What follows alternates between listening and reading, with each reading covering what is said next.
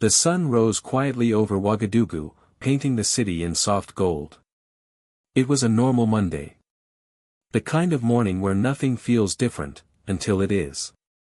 At the presidential palace, guards stood motionless in crisp uniforms, rifles steady, eyes scanning the gates. Heat already pressed into the air.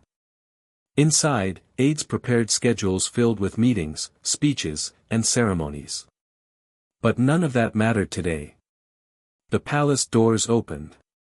President Ibrahim Traoré stepped outside. He wore his full military uniform. Clean. Sharp. Controlled.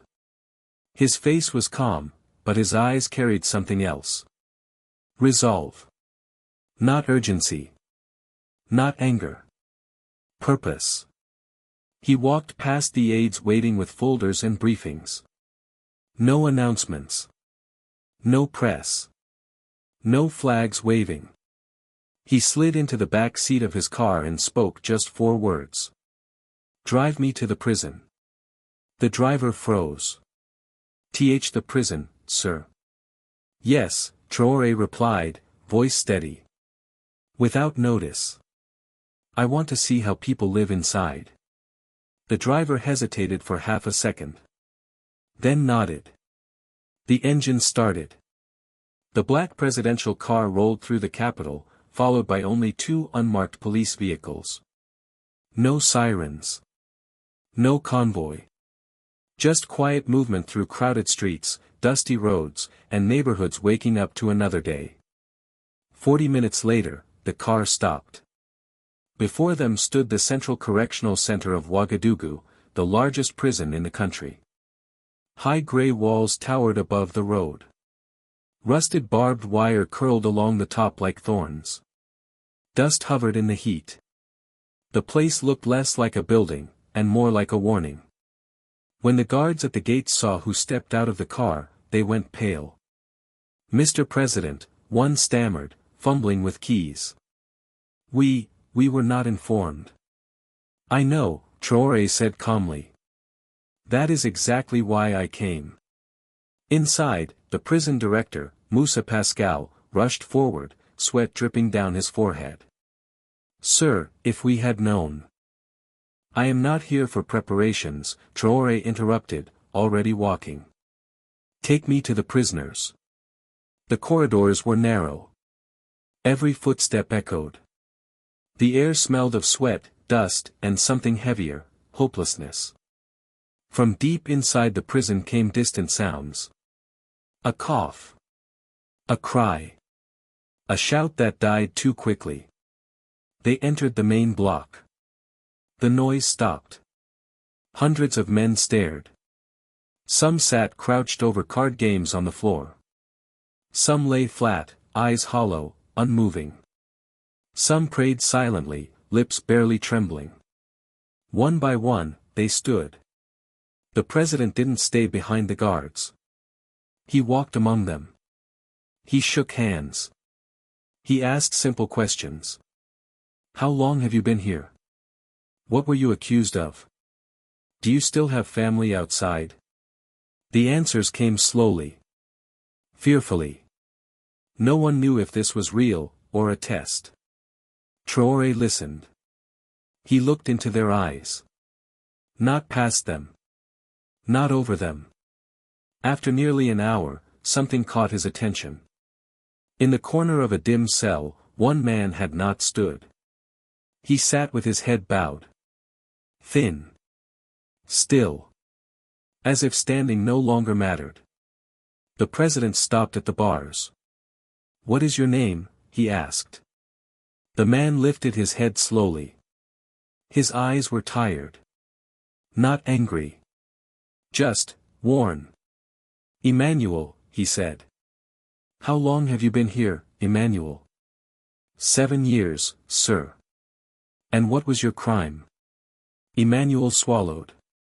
They said I stole money from my boss. But it wasn't true. I worked for him many years. He wanted me gone, so he could hire his nephew. The corridor grew quiet. I had no lawyer, Emmanuel continued. No one believed me. I am a poor man. Even the guards leaned closer. Traore studied his face. There was no hatred there. No bitterness.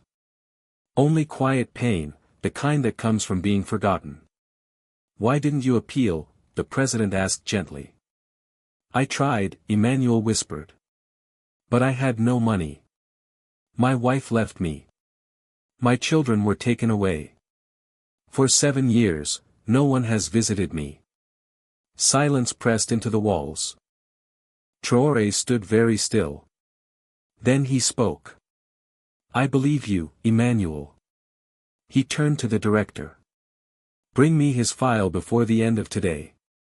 Every detail. Who arrested him? Who judged him? Who accused him? Everything. Yes, Mr. President, Pascal said quickly.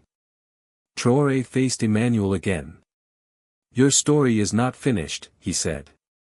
I give you my word. When the president left the block, every prisoner stood in silence. Something had shifted. Hope, buried for years, stirred. Outside, Traore returned to the car. Cancel all my appointments, he told the driver. But sir. No excuses, he said. A man's life is hanging in the balance. At the Ministry of Justice, Traore sat behind his desk. The air conditioner hummed, but his chest felt heavy. Emmanuel's face wouldn't leave his mind. Bring me the Minister of Justice, he ordered. Minutes later, Minister Duffy entered.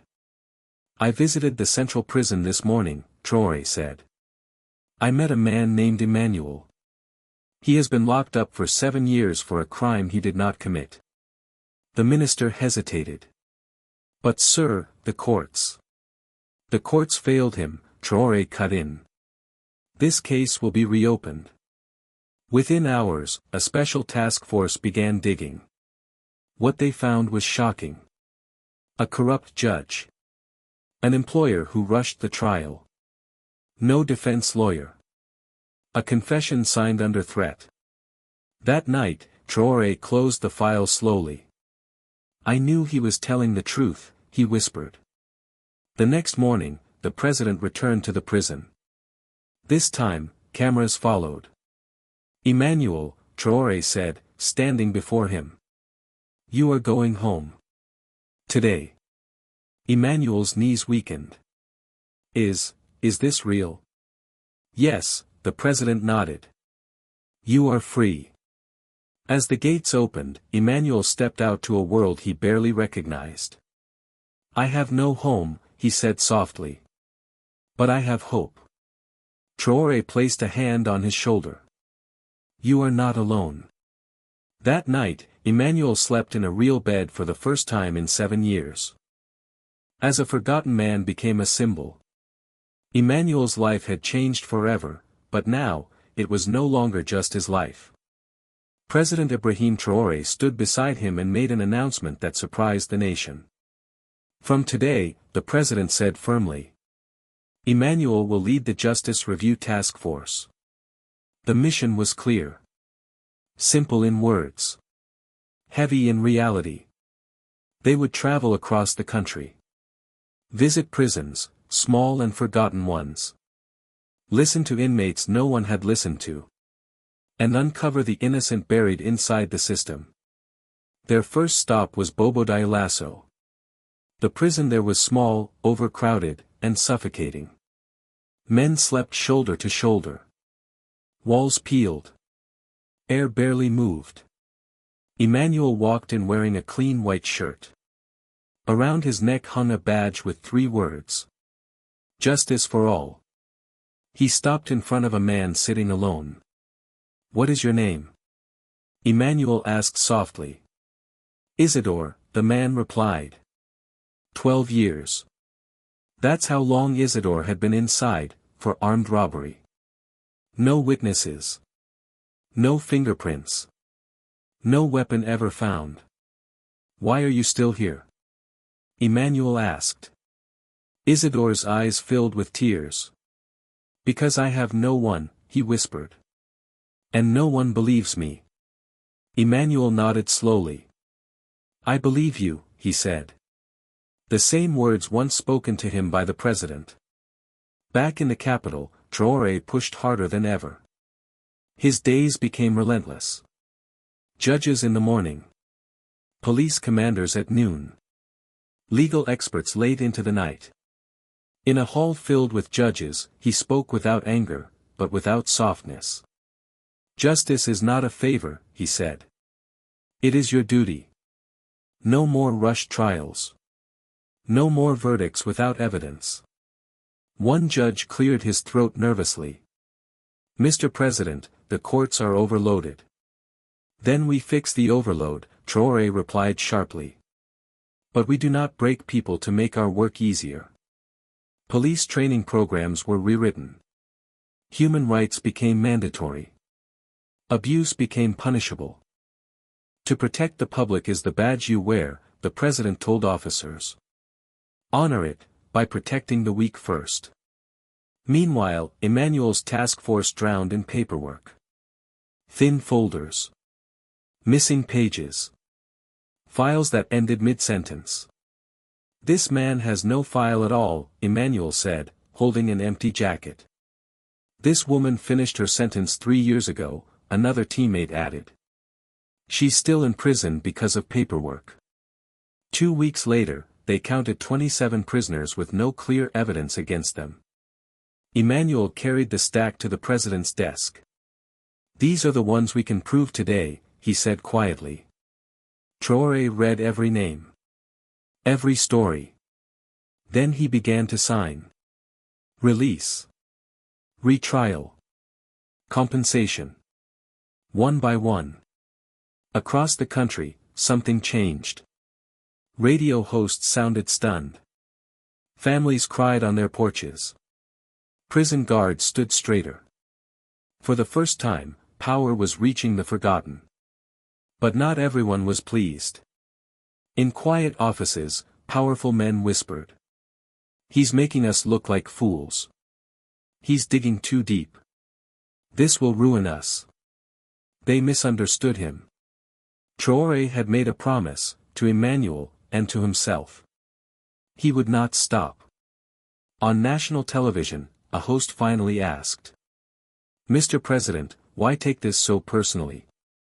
Traore smiled slightly.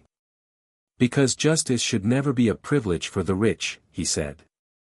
It is the right of every citizen, rich or poor, educated or not, free or imprisoned. Leadership is not about power, he added. It is about people. The next day's headline read. Leadership is about people.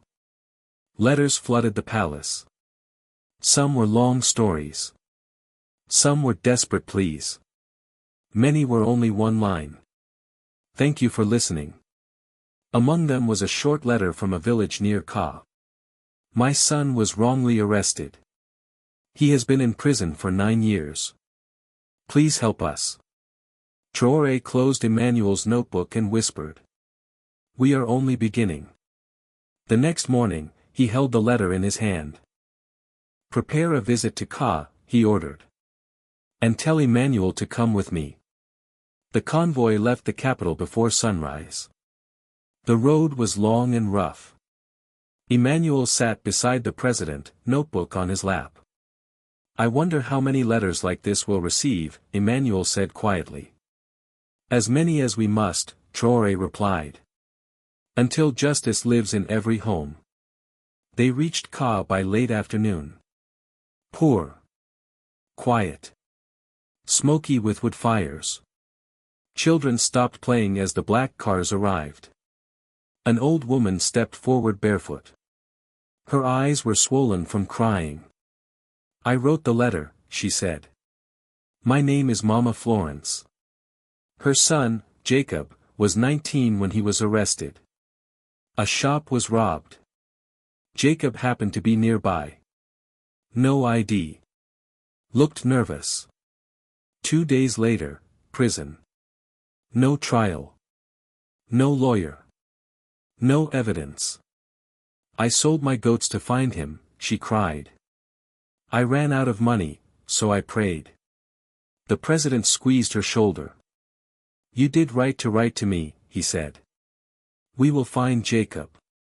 They drove straight to the regional prison. Bring me Jacob's file, Traore ordered. The guard hesitated. Sir, there is no file. Emmanuel stepped forward. Show us the register. An old brown book appeared. Cracked cover. Yellowed pages. Emmanuel found the line. Jacob, arrested on suspicion of theft. No trial date. No release date. No signature. He's been buried alive, Emmanuel whispered.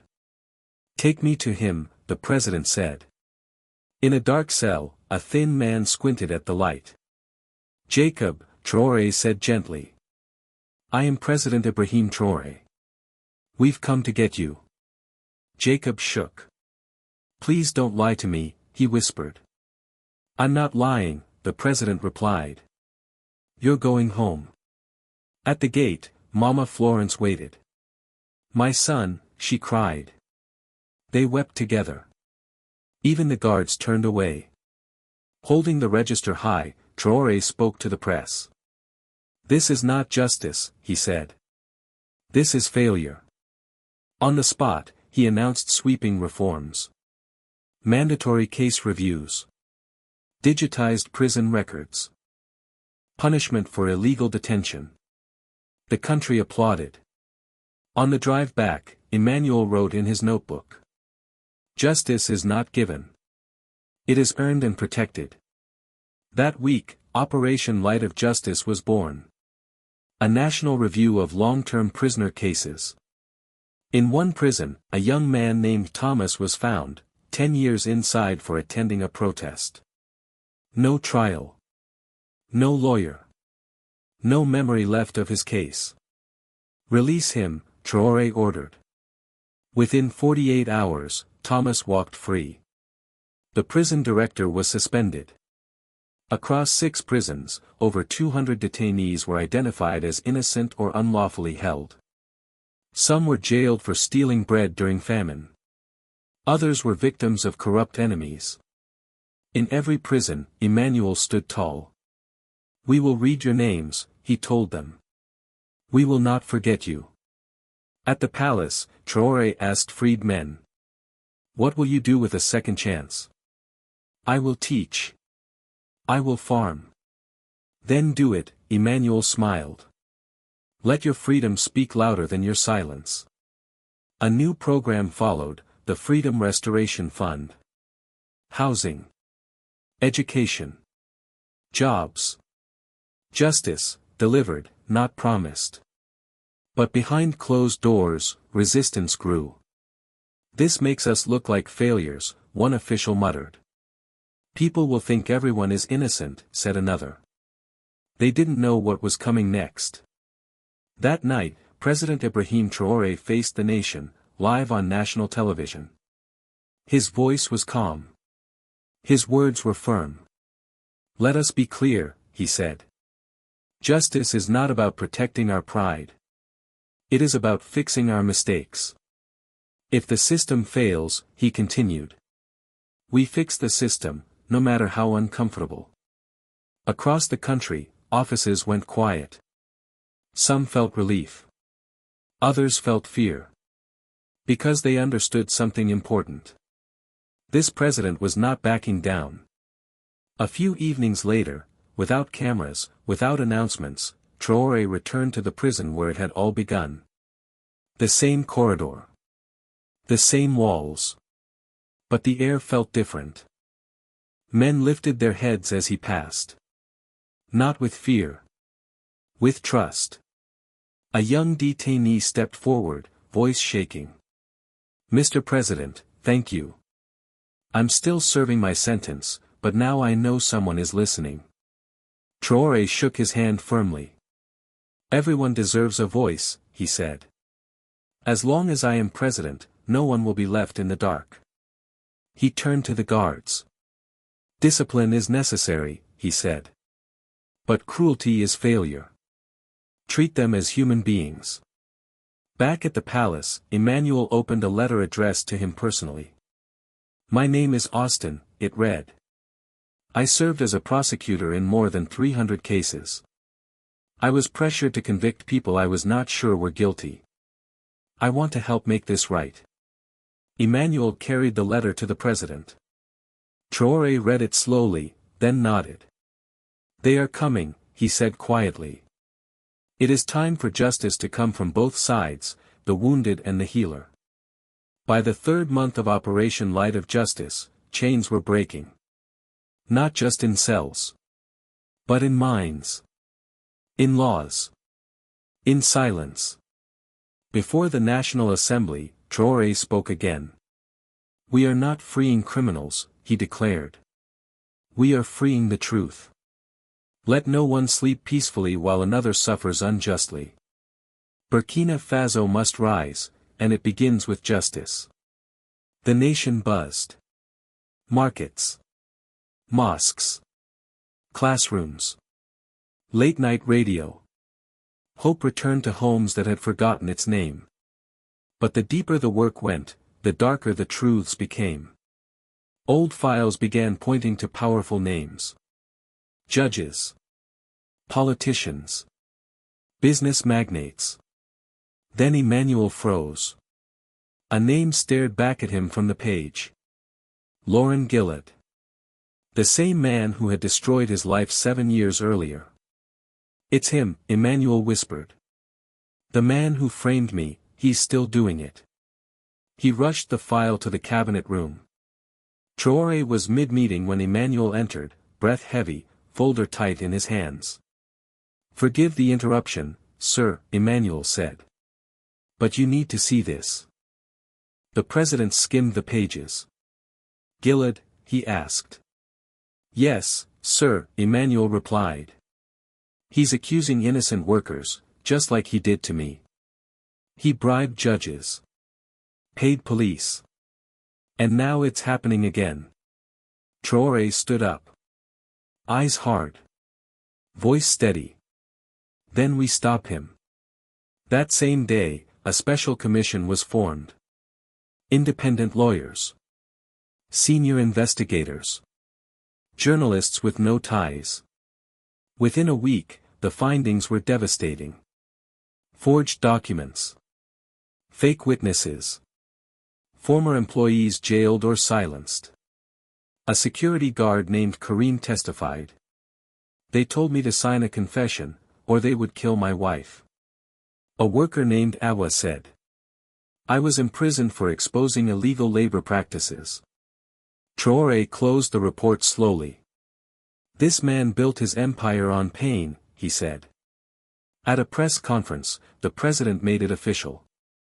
We will prosecute anyone who uses the courts for personal gain, he announced. The days of corruption and false accusations are over. The next morning, Laurent Gillard was arrested. Handcuffed. Exposed. Once praised as a pillar of the economy, now revealed as a predator of justice. From the side, Emmanuel watched. No cheers. No anger. Just a deep breath leaving his body, for the first time in 7 years. Justice, he whispered. At the trial, Gillard stayed silent at first. Then witnesses came. Forged papers were examined under bright lights. The truth closed in. Even the judge who had sentenced Emmanuel was called to testify. Under public eyes, his voice trembled.